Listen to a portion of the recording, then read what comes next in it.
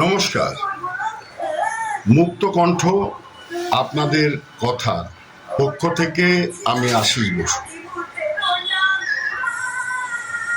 এই মুহূর্তে রাষ্ট্রবিরোধী কর্মকাণ্ডের অপরাধে যদি মমতা বন্দ্যোপাধ্যায়কে এবং অভিষেক বন্দ্যোপাধ্যায়কে অ্যারেস্ট না করা হয়, আগামী দিন ভারতবর্ষের উপরে একটা কালো দিন ঘনিয়ে আসছে।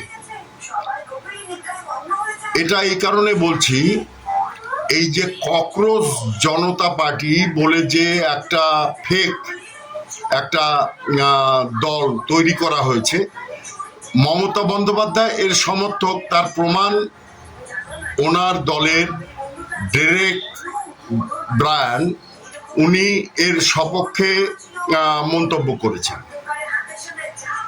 এবং এই দলটার কাজ হচ্ছে বর্তমানে যে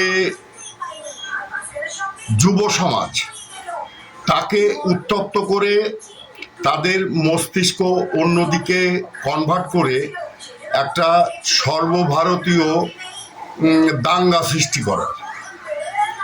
মমতা বন্দ্যোপাধ্যায় বারবার বলেছে একটা সম্প্রদায়ের উনি প্রতিনিধিত্ব করছেন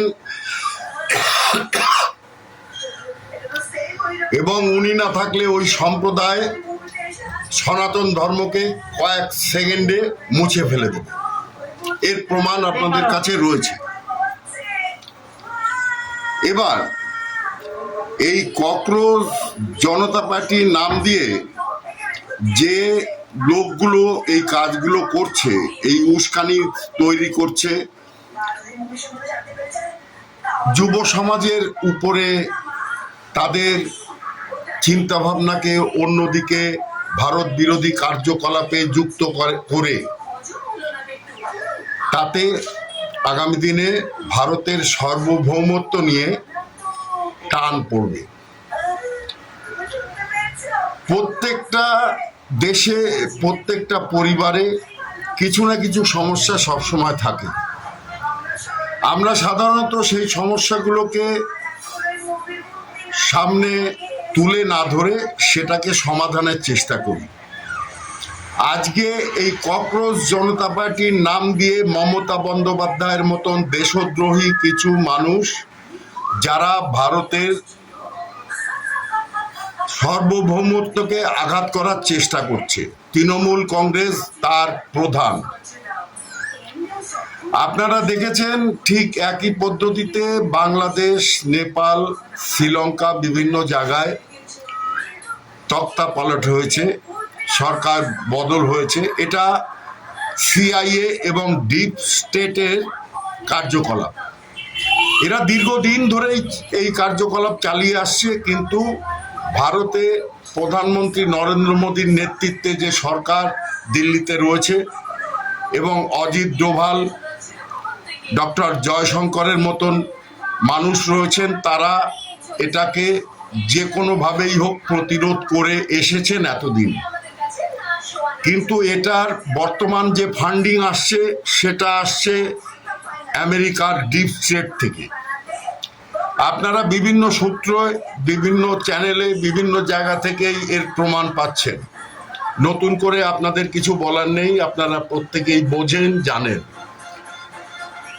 আজকে আমাদের এই শিক্ষিত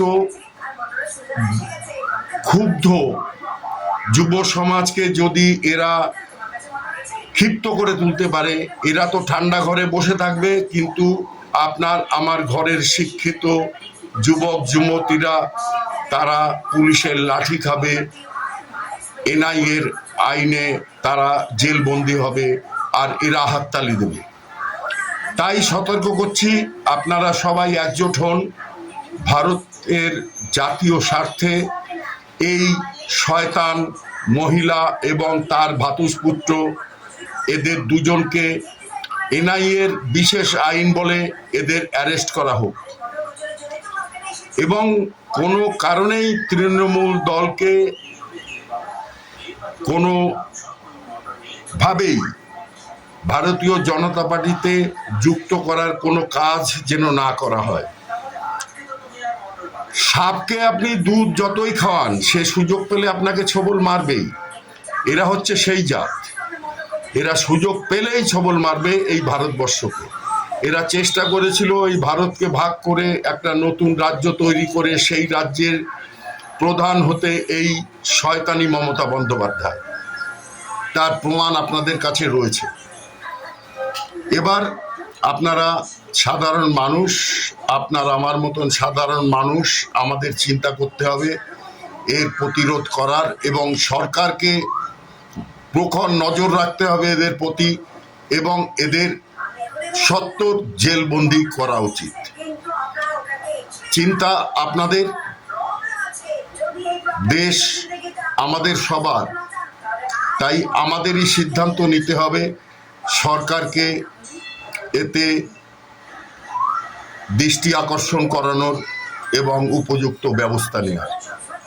ভারত মাতা কি জয়, জয় শ্রীরাম।